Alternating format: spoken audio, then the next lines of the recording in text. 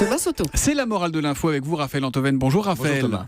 Il n'y a pas de pur gentil gay, c'est un mensonge absolu puisqu'il est impossible de persécuter ce qui n'existe pas dans notre République.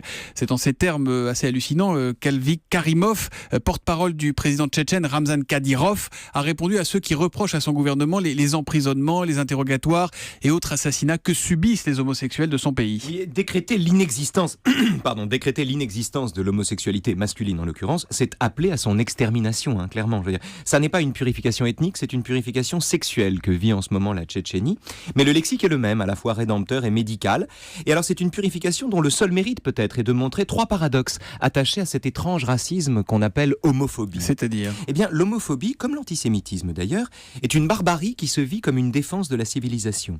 Les méthodes tchétchènes ici n'ont rien à envier aux polices secrètes et l'ambition est de protéger et d'assainir le pays. L'homophobie d'État se présente en général comme une eau de javel, une sorte de feu liquide, dirait Roland Barthes, venu purger la société de ses souillures et de ses déviances. Le problème, c'est que cette ambition exterminatrice se heurte au principe d'incertitude. On n'est jamais tout à fait certain que l'autre soit homosexuel et surtout, on n'est jamais tout à fait certain de ne pas l'être soi-même. Autrement dit, l'homophobie témoigne d'une sorte de trouble identitaire, c'est ça ? On peut le dire comme ça, ou plus précisément, et c'est le deuxième paradoxe, l'homophobie est une haine de soi qui se prend paradoxalement volontiers pour un patriotisme ou la défense d'une identité, comme en témoigne la façon dont Kadyrov et ses sbires parlent du fier peuple tchétchène dont la force de caractère lui aurait épargné ce vice. Alors que, contrairement au racisme ordinaire, l'objet de la haine de l'homophobe n'est pas un autre ou un étranger que sa couleur de peau rendrait identifiable, mais un semblable, à peine différent, qu'on a besoin pour le distinguer de soi, d'enfermer dans une altérité radicale et une sexualité décadente. Alors c'est vrai qu'on entend souvent les personnes homophobes fustiger la décadence et déclarer nous on n'est pas des bêtes. Voilà,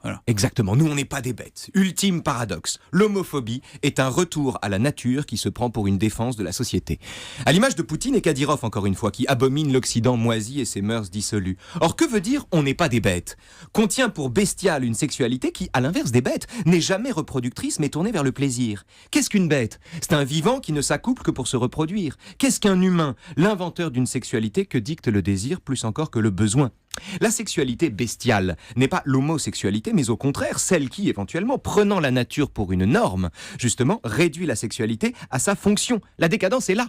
Et le signe, au contraire, de la civilisation est l'immense valeur ajoutée de l'homosexualité dans l'histoire de l'humanité. C'est, au contraire, une sexualité soustraite aux injonctions imaginaires de la nature. Et la morale de l'info, Raphaël ? C'est une phrase de Beaumarchais qu'on trouve dans Le Mariage de Figaro, bien connue de nos auditeurs, bien sûr. Écoutez ça. « Boire sans soif et faire l'amour en tout temps, madame. Il n'y a que ça qui nous distingue des autres bêtes. » Et ben voilà, Beaumarchais pour finir cette morale de l'info signée Raphaël Antoven. Raphaël, de retour demain. Merci beaucoup Raphaël, à demain.